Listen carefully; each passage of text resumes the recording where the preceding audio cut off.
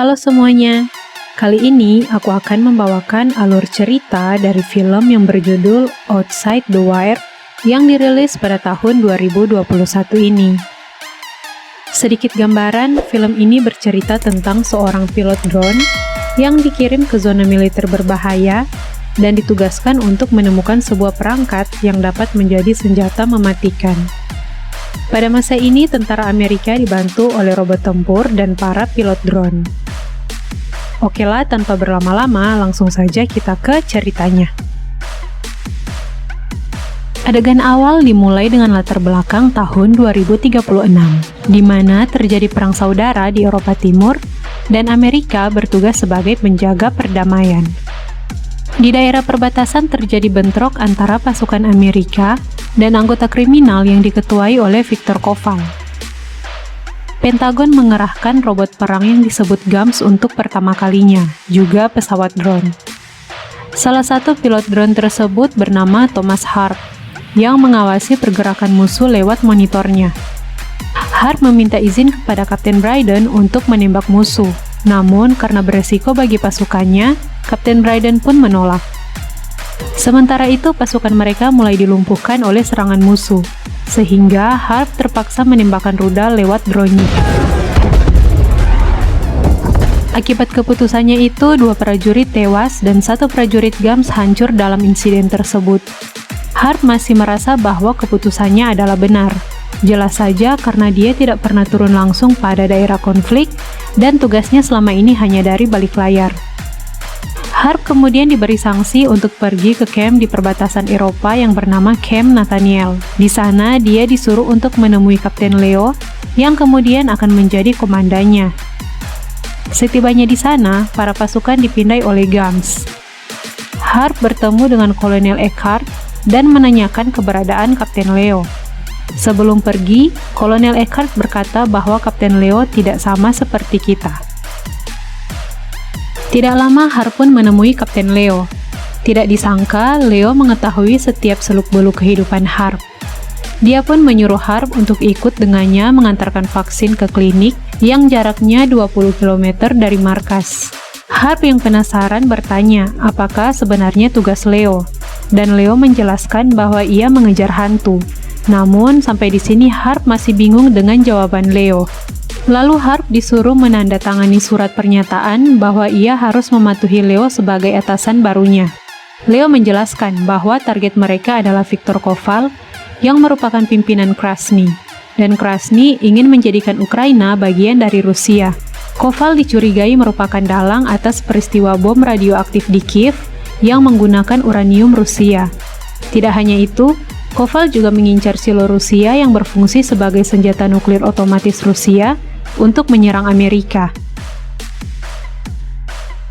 Sebelum pergi, Leo menyuruh Harp untuk mengganti pakaiannya. Disinilah terlihat wujud asli Leo yang sebenarnya. What the fuck, Captain? Harp mulai mengerti bahwa Leo adalah prototipe biotek generasi keempat yang diciptakan Amerika. Dan di markas tersebut, yang mengetahui hal ini hanyalah Kolonel Eckhart dan Harp. Mereka pun melanjutkan perjalanan mengantarkan vaksin dengan dikawal pasukan lainnya. Sementara dalam perjalanan, mereka menerima laporan bahwa truk bantuan mengalami kecelakaan akibat dari para penentang. Mereka pun mengerahkan pasukan dan GAMS di lokasi tersebut. Namun, karena salah satu GAMS terkena lemparan, GAMS tersebut refleks menembak salah satu penentang, sehingga mengakibatkan kedua kubu saling bersitegang. Karena tidak ingin terjadi pertumpahan darah, Leo pun bernegosiasi dengan para pemberontak tersebut. Keadaan pun mulai kembali membaik. Mereka kembali ke mobil untuk mengantarkan vaksin tersebut. Namun tiba-tiba kelompok Krasny menyerang mereka. Harp yang sebelumnya belum pernah turun ke medan perang, hanya bisa bersembunyi di belakang mobil. Leo memutuskan untuk lanjut mengantarkan vaksin tersebut dengan berjalan kaki. Sementara pasukan yang lain tetap tinggal melawan para kelompok Krasny. Sementara dalam perjalanan, Leo menjelaskan bahwa walaupun dia seorang robot, namun dia bisa merasakan sakit dan memiliki perasaan yang sangat kuat, termasuk rasa empati. Akhirnya mereka pun sampai di perkemahan Dams, yaitu tempat perlindungan bagi warga sipil yang dikelola oleh para penentang. Mereka pun masuk ke dalam. Perkemahan tersebut nampak sangat ramai dan dijaga oleh beberapa orang bersenjata. Mereka pun tiba di klinik. Namun, ada seseorang yang lengkap dengan senjatanya mengawasi pergerakan Leo dan Harp. Orang tersebut merupakan anak buah Koval yang diperintahkan untuk membunuh Leo dan Harp. Tembakan orang tersebut meleset, dan Leo menembakinya dan mengejarnya. Leo menanyakan kepada orang tersebut tentang Koval, namun orang tersebut tidak mau membuka mulutnya. Leo pun menyerahkannya kepada para penentang. Harp mulai ragu dengan Leo karena tidak mau melaporkan ke markas atas kejadian yang baru saja mereka alami. Bahkan, Harp sempat tidak ingin ikut naik ke mobil untuk bertemu dengan informan yang dimaksud Leo. Dia berencana kembali ke markas dan melaporkan perbuatan Leo. Namun, karena tidak ada pilihan lain, akhirnya Harp kembali ikut dengan Leo. Sementara dalam perjalanan, Harp masih terbayang tentang kejadian yang baru saja mereka alami. Leo menjelaskan bahwa dia adalah robot tempur yang dirancang untuk menirukan yang diperlukan untuk melakukan tugasnya. Namun, dia juga bisa menyalahi aturan dalam situasi tertentu. Ketika dalam situasi ekstrim, dia bisa bertindak atas kemauannya sendiri. Tak lama mereka pun tiba di suatu tempat. Nampak banyak anak-anak yang bermain dan ditemani oleh beberapa Gams. Lalu tiba-tiba muncullah seorang wanita. Dia adalah Sofia, pengelola panti asuhan sekaligus informan yang dimaksud Leo. Sofia mengatakan bahwa Koval sudah selangkah di depan untuk mengoperasikan silo. Namun sebelum itu, Koval harus menemukan serangkaian kode akses rahasia agar bisa mengoperasikan senjata nuklir tersebut. Sofia juga memberi informasi bahwa mereka bisa menyelundupkannya melewati pasar gelap, dan hanya ada satu orang dengan akses ke jenis senjata yang mereka butuhkan, dan orang tersebut bernama Farik Oslak. Tak menunggu lama, mereka pergi ke pasar gelap tersebut untuk mencari Oslak. Dan mereka pun menemukannya hingga terjadi pertarungan di antara mereka. Oslak mencoba lari, namun Leo tak membiarkan hal itu terjadi. Akhirnya Oslak mengatakan bahwa dia telah menjual Gams Rusia kepada Krasny, serta dia memberitahu di mana brankas kode akses nuklir disimpan. Ketika beranjak pergi, Sofia menembak Oslak. Leo dan Harp masuk ke mobil dan langsung menuju ke tempat yang dimaksud. Singkat cerita, mereka tiba di tempat tersebut. Namun sebelum turun, Leo meminta Harp untuk mencabut pelacak yang ada di tubuhnya. Dengan hati-hati, Harp pun berhasil mengeluarkannya. Mereka pun masuk ke tempat itu dengan penuh waspada. Leo menyuruh Harp untuk menghubungi Eckhart. Tanpa sengaja, Harp melepaskan tembakan sehingga keberadaan mereka diketahui. Akhirnya, terjadi pertarungan di antara Leo dan kelompok Krasny. Sementara itu, Harp disuruh untuk mengeluarkan orang-orang yang terperangkap di situ. Leo pun bertarung tidak hanya dengan pasukan Krasny, namun juga dengan Gams Rusia.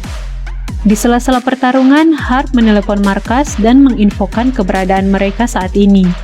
Setelah itu, Harp lanjut mengeluarkan beberapa sandera.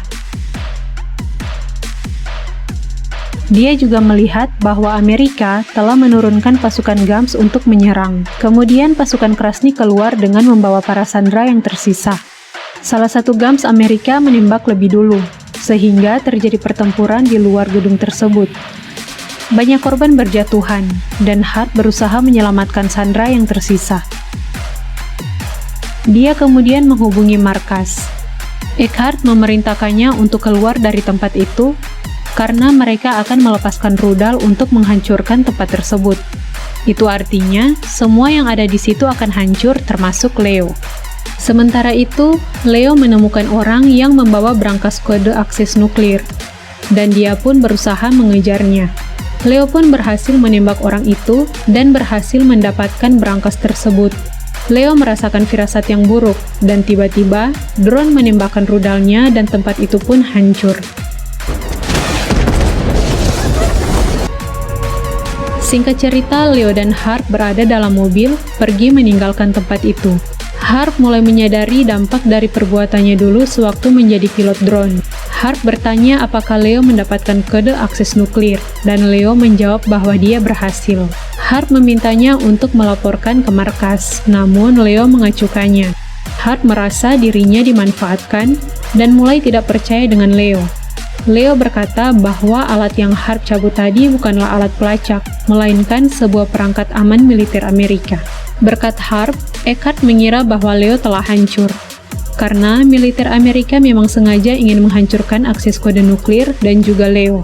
Harp mencoba menyerang Leo, namun Leo dengan sigap menodongkan pistol ke kepala Harp dan berkata bahwa dia baru saja menyelamatkan Harp. Kemudian Leo memukul Harp hingga pingsan dan membuangnya di pinggir jalan. Harp kemudian ditemukan oleh sekelompok penentang dan dibawa ke suatu tempat. Seseorang wanita muncul dan dia adalah Sofia. Ternyata Sofia merupakan pimpinan dari para penentang. Awalnya Harp menjelaskan bahwa Leo berbahaya, karena kini dia mengincar senjata nuklir tersebut. Namun Sofia meluruskan bahwa sebenarnya Leo mengincar Koval, lalu kemudian nuklir tersebut. Ternyata Koval tidak ada di bank saat penyerangan, dan itu artinya Koval masih hidup. Leo akan mengendalikan misil nuklir demi para penentang. Namun, Harp berkata kepada Sofia untuk tidak mempercayai Leo, karena sejatinya Leo hanyalah sebuah mesin. Di tempat lain, Leo menemui Koval. Koval meminta kode aksesnya, namun Leo mau menukarnya dengan informasi letak keberadaan senjata nuklir tersebut. Sementara itu, Sofia tidak termakan dengan perkataan Harp. Dia berkata bahwa Leo tak mungkin mengkhianati mereka, karena yang menjadi targetnya adalah militer Amerika, di mana ini bukanlah misi menjaga perdamaian, melainkan sudah menjadi agenda Amerika untuk mengacaukan Rusia dengan memperluas konflik di negara tersebut. Harp kemudian mencoba menyadarkan Sofia. Dia berkata bahwa jika serangan itu terjadi, maka akan terjadi pembunuhan massal, di mana banyak orang yang tidak bersalah akan menjadi korban. Sementara itu, Koval ingin menguasai kode akses tersebut seorang diri, sehingga terjadi pertarungan antara Leo dan Koval beserta anak buahnya. Dengan kehebatannya sebagai robot tempur, Leo berhasil mengalahkan mereka, dan dia berhasil menemukan letak senjata nuklir tersebut. Harp kemudian dilepaskan dan kembali ke markas. Dia menceritakan kepada Eckhart tentang apa yang sebenarnya telah terjadi dan juga tentang rencana Leo. Mereka mencari cara untuk melacak Leo, dan Harp menelpon temannya yang merupakan seorang pilot drone untuk melacak mobil yang dikendarai Leo. Akhirnya mereka pun menemukannya. Namun karena Leo masuk ke wilayah sengketa di perbatasan Rusia, mereka tidak bisa mengirimkan pasukan untuk menghentikannya. Harp pun menawarkan diri pergi ke sana untuk menghentikan Leo. Sebelum berangkat, Harp diberi peluru pembakar untuk menembak Leo.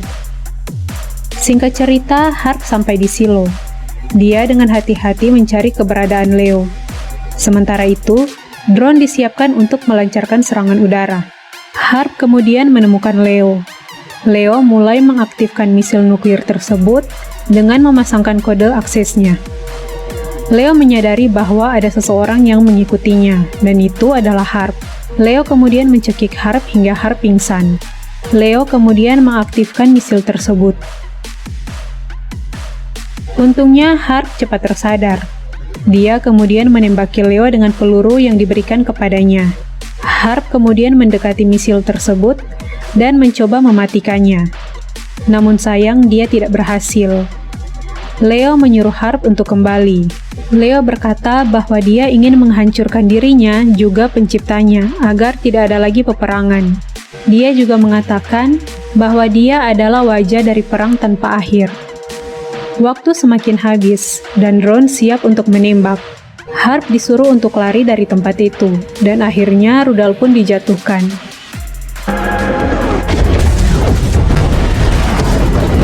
Hingga akhirnya, Leo pun hancur bersama misil tersebut. Harp berhasil pergi dari tempat itu, dan misi pun selesai. Harp kemudian kembali ke markas, dan atasannya pun memuji Harp. Dia kemudian dikembalikan ke tugasnya semula, yaitu sebagai pilot drone, dan film pun tamat. Oke guys, itulah akhir cerita dari film Outside the Wire. Semoga kalian suka dengan video ini, Dan jika kalian terhibur, jangan lupa like, komen, dan subscribe, karena itu semua akan jadi semangat buatku. Sampai jumpa!